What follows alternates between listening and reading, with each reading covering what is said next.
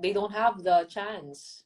So I guess yung parang that window that opened for us, and we're very, very lucky. And I think we have to also appreciate that yung timing ni Lord, ika nga Oo, na minsan timing bigay din sa atin. talaga eh.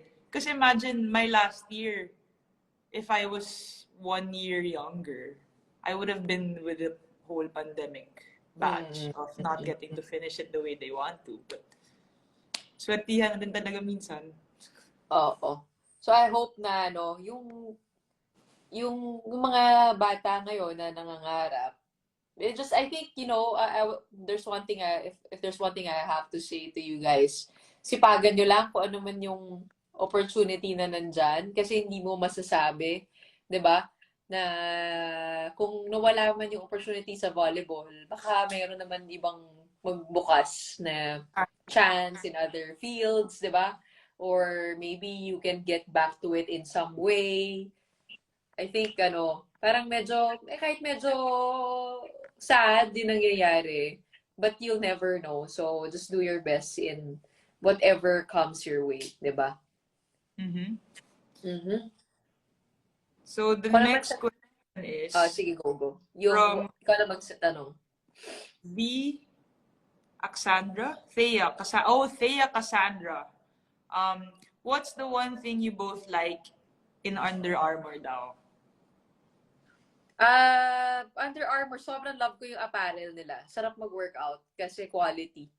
Parang ang tagal ko ng Under Armour. Ever since pumunta sila dito sa Pilipinas, Under Armour na ako. Probably 5-6 years already. Tagal na, grabe.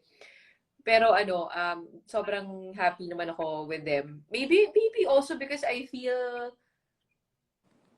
like my character is in sync with the brand, na Yeah. very gritty and hardworking.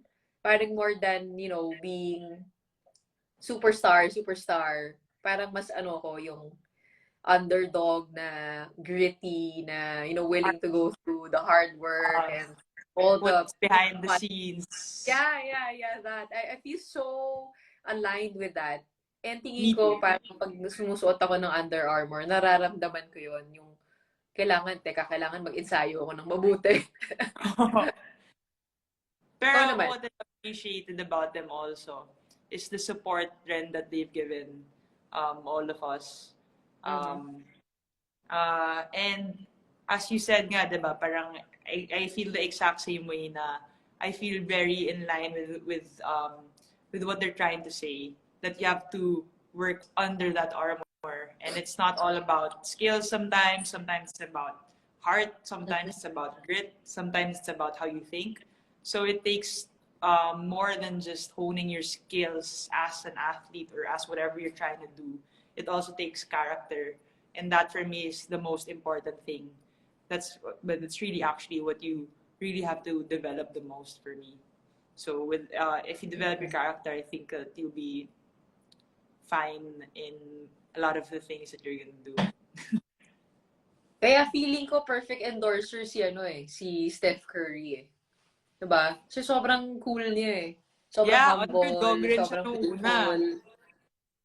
Diba? Oo. Tapos si Joel Embiid din. Kahit medyo makulit si Joel Embiid eh. Pag nanonood kayo ng NBA, alam niyo yung pinag-uusapan namin. Okay, next question. How do you manage your time and keeping yourself active with sports? From Coach Christ Rubio. How do I manage my time? Well, nowadays, I like what I said, Kina, I really just try and accomplish small things first and think about smaller steps. But before, well, you really just have to set your schedule and manage your time wisely and make sure that you don't spread yourself too thin, which I'm sure a lot of us are victims of. No, I think that's very important. Para you're always in what you're doing talaga, in your heart, and both your heart and your mind is in it. Sa akin naman, marami nagtatanong paano daw ako nakakapag-workout pa. Kahit with your schedule. Parang I think it's a lifestyle na yung hindi ka magiging okay kapag hindi ka nakapag-workout. Yung Yeah, confidence actually, ko, feeling hinahanap ko, siya ng katawan mo, no? oo, naka-root ako sa, sa workout ko. So, parang, yun yung quiet time ko, yun yung time ko for myself. And, minsan, kailangan ko ng help nga ng coach ko to get me out of a slump. Or pag tamad na tamad ako, pinakamahirap kasi yung sisimulan mo ulit eh, yung habit. Oo, Pag oo. na-break, diba? Na-break mo Pero yung routine. pag nasimulan mo na, madali na yung tuloy-tuloy. But I guess Actually, yung, it's always, yeah, the hardest to start. yung parang, I think the important thing is, alam mo na yung workout na yun, nakakabuti sa'yo. So, i-attach mo siya to positive thoughts instead of thinking, ay, ang hirap, ay, nakakapagod, ay, kakain na lang ako o matutulog na lang ako. Pero pag in-attach mo siya to thoughts of like, okay, papayat ako para mas marami pa akong masuot na damit or maging confident ako para maganda ako. 'Di ba? I mean, if you turn it around into something that's good and happy for you and healthy for you, mas madali siyang gawin eh, 'di ba? Yeah, I think that's a very important part of trying to get yourself to do something, the way you look at things. Kasi Mhm. important talaga yan, yung self-talk mo. So I think that will even dictate a lot pati sa disposition mo, yung mood mo, di ba? How you go about things, how you handle situations. Very, very important nga talaga yun. Uy, mag-hi naman tayo sa mga kasama natin. Dito si Paolo Del Rosario. Hi, Paolo! Sana manalo tayo sa award natin. Nandito si Archie, kasi kaibigan ko. Who else? Ang dami. Oh. Mag-hi ka naman, Bea. Notice mo daw Um, sila. I know, ang daming shout out Ate Bay kay Ashley May _Mortis. Sino ba to? Pabati Happy naman birthday daw, daw. birthday niya, si Lalala Loves _M. And hi to everybody who is here. Everybody's just saying hi now. But hi everyone. Kakatuwa naman. And Oh, na nga ngayon na kami si nag-IG live. Paolo. Paolo, have a good weekend. Okay. Next question natin. What's the main reason or main thing that pushes you to pursue being an athlete? I think that question is for you. Ako kasi, well, I love being an athlete because I feel like hindi ko to makukuha. And yung feeling na nandun, hindi ko siya makukuha anywhere else. Kasi like you said, we're both really intense. And I don't know where else I can be like that. You know, so unguarded and so, parang just really myself. Wala akong pake kung ano yung sinasabi nila at that moment. When I'm in a game, I'm in a game and I'm intense and I like the rush, the adrenaline. It makes me feel like I can be whatever, na parang ako lang to. Kumbaga, ito ako eh. I'm gonna be myself, I'm gonna be my whole self, and I don't feel like I have to think about, parang sobrang natural niya sa akin, yung movements ko when it comes to, when I'm in that setting, when I'm in a game na sobrang love ko lang siya. So what keeps me here honestly is my love for the game, my love for sports. And wala, yun, it's really my passion siguro, and it's where I can let it out. So I don't know where else I could thump my chest and scream that intensely anywhere else eh. So, diba? So, Imagine paano doing na that. yun, Gia? Paano kung natapos na yung volleyball? Nasa mo nilalabas yung intensity mo? Anong sport Yun nga ang rin pwede? ang hindi ko malaman-laman eh. I'll have to find that something else that gets me that passionate. I hope there's Cycling? something more.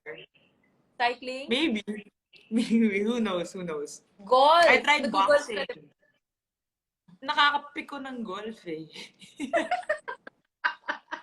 Kasi hindi pwedeng maging intense. Kailangan kalmado ka lang. Well, hindi dun yun. It's so hard. It's so hard. Like, you make the ball go straight, it goes right. Like, oh, how did that happen? But I mean, those little things. Pero yeah, I tried boxing one time. I like it. Siguro as a hobby lang naman. Pwede ka para namin invite mag-boxing with Nesty Petesio sa isang episode. Game ako, pero hindi ko na kung mayayari sa akin doon. Para hindi kita ma-imagine nagbo-boxing pagkatapos ng volleyball career, nagbo-boxing ka na.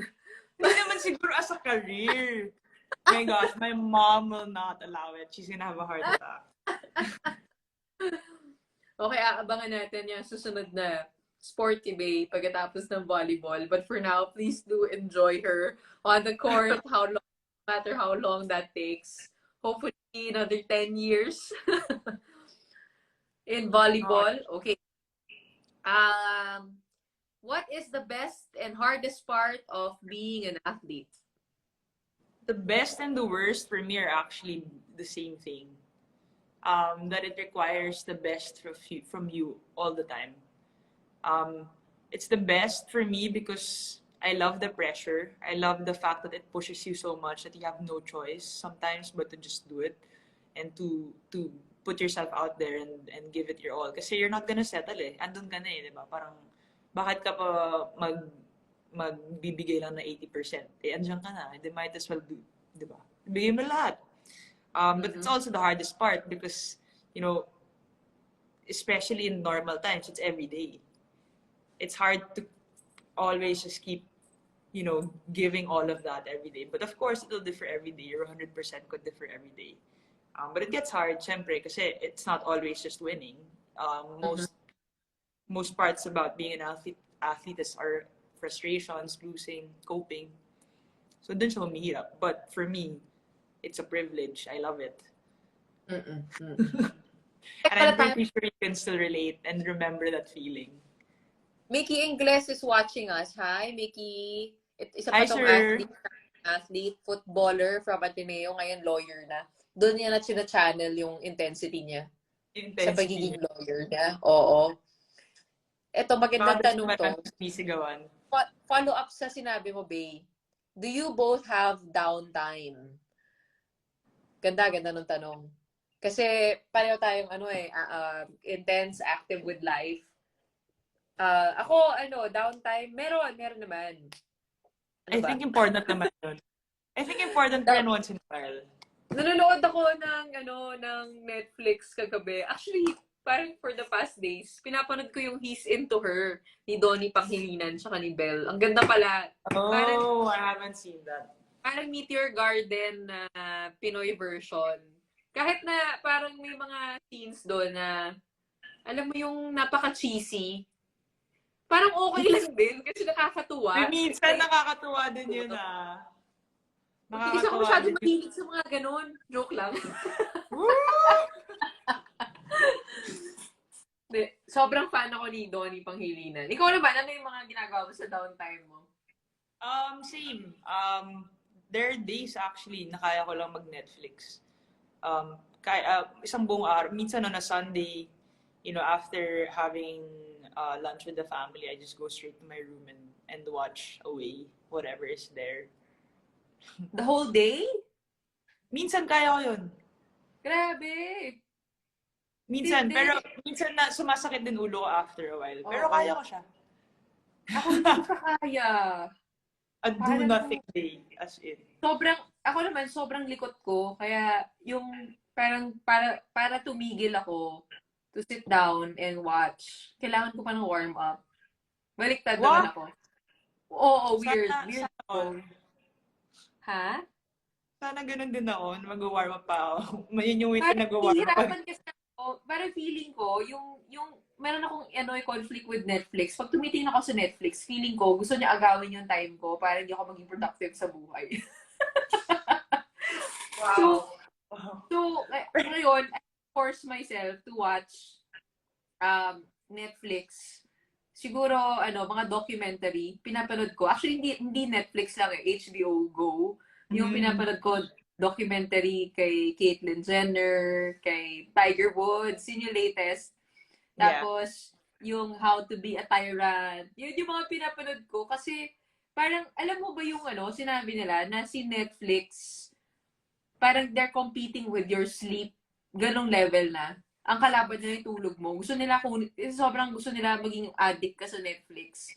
Pati yung tulog mo, gusto nilang bawasan. Sorry baka... Hindi na pala ako mag-Netflix mamaya.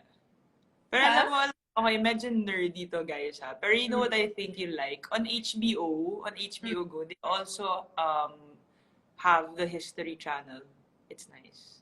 Oh, okay. Oh, sige, sige, sige. Yun yung susunod ko. So may Ay, mga interesting doon. So like let's say the latest one I watched before. It's called The Cars That Made Us. So it tells you about the whole history of cars. Um, nice. Sometimes also movies that made us. I think that's actually on Netflix. Movies that made Mhm. us. But then yeah, it's just little things, at least a bit more informative than the usual things you watch. But I do watch Tama. those. Tapos ngayon lang ako na, ano, napanood ulit ng mga parang rom-com yung He's Into Her. Kaya tuwa-tuwa ako kasi Si hindi na ako, Donnie. hindi ako, You know, I met him before. I went to their prom, but not with him, obviously. maraming fans yun. Hello sa mga fans ni Donnie Panghilinan. Hello. Okay, next question. Ano pa ba tayo next question? Last na Okay. to, last na to. What is the best advice to stay motivated in life? My best advice to stay motivated in life, it's not very motivating what I'm about to say. Because Ano? for me, to get to where you want and to get to really reach your goals, it takes more than staying motivated. Because like I said, motivation comes rare. You know that feeling that you really just when you're so motivated, you know you're gonna get there. Sometimes for me, it comes so rare now when things get very routinary, when it gets mundane, pagkapare-pareho na lang yung araw mo. So for me, it takes real discipline to really get there, and training of a lot of what's inside talaga. Looking in first before you look out. So Yun. Sabi nga nila, no, huwag ka mag-rely sa motivation, sa feelings. Mag-rely ka sa disiplina mo. Kasi minsan, wala ka talaga eh. Wala ka talagang mahanap na motivation eh. Pero kung alam mo ng brain mo na you're supposed to do this because of this and this, and it's diba? gonna make you That's what, better. So tama, tama, tama. Yun, self-discipline. Sa akin naman, what's the best advice to stay motivated in life? I feel like this is probably an advice that I've learned through the years and maturing. Parang ang Being able tanda to mo do naman doon, everything. Ate Gretch. Marami. Pag binabalikan ko yung mga ginawa ko, ang dami ko na rin ginawa. Pero ang dami ko na rin natutunan, which is, balanse lang. Balanse lang sa lahat ng bagay. I can get really intense kasi, 'di ba? I mean, yung ako naman yung outlet ko yung work na parang kaya ko siyang tuloy. And Paolo Del Rosario will know that. Kasi nakatrabaho ko siya sa Tokyo, tapos sabi niya, napapansin niya kapag sub na naman ako sa work. So, ganun ako, parang sometimes I can get so absorbed in what I'm doing na I forget to rest, I forget to give time for myself. But it's important to have different facets of you and to balance that out. Kasi it will make you a better person. It will, probably when you're doing hosting, your experiences in doing this and that will make you a better host. It's not just, hosting, or when you say volleyball.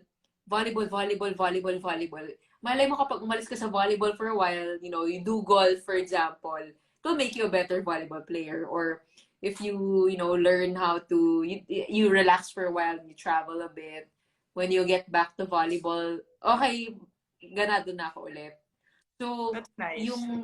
yung balance lang sa buhay, huwag kakalimutan. Yun lang siguro yung advice ko to stay motivated.